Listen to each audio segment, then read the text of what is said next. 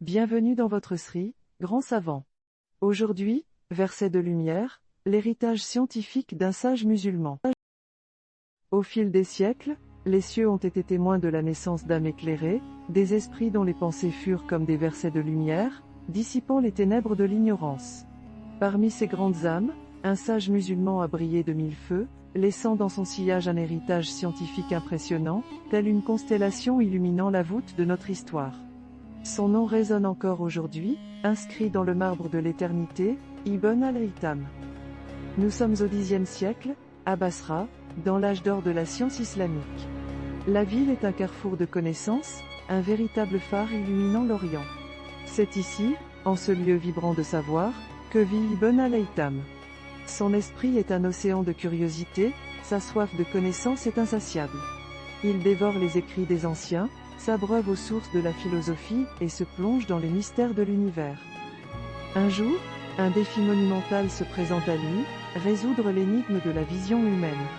Les Grecs pensaient alors que nos yeux émettaient des rayons de lumière. Mais Ibn al-Haytham est convaincu qu'il y a plus à découvrir.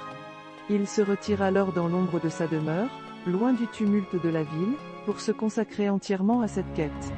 Il passe des jours et des nuits à observer, à réfléchir, à expérimenter. La tension monte, le temps s'écoule comme du sable entre les doigts.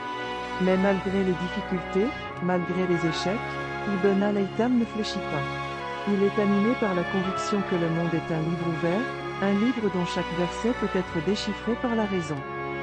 Finalement, après des années de labeur, la lumière jaillit. Ibn al-Haytham comprend que ce n'est pas notre œil qui émet la lumière, mais qu'il la reçoit. Il élabore la première théorie correcte de la vision, jetant ainsi les bases de l'optique moderne. Mais au-delà de cette découverte majeure, Ibn al-Haytham nous a laissé une leçon encore plus précieuse.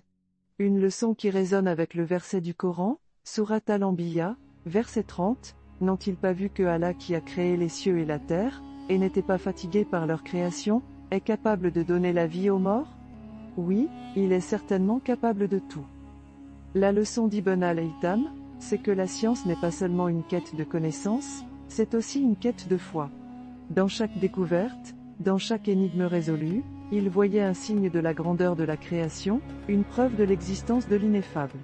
Pour lui, la science était une forme d'adoration, une manière d'honorer le Créateur en explorant sa création.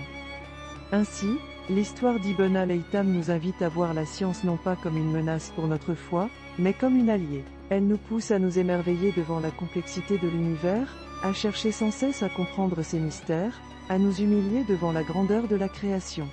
Et surtout, elle nous rappelle que chaque découverte, chaque progrès, chaque percée, est un cadeau de Dieu, une manifestation de sa miséricorde et de sa sagesse.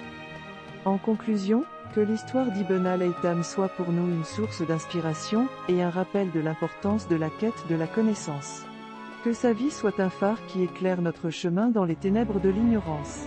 Et que son héritage scientifique soit un testament de l'harmonie entre la science et la foi, un verset de lumière dans le livre de notre histoire.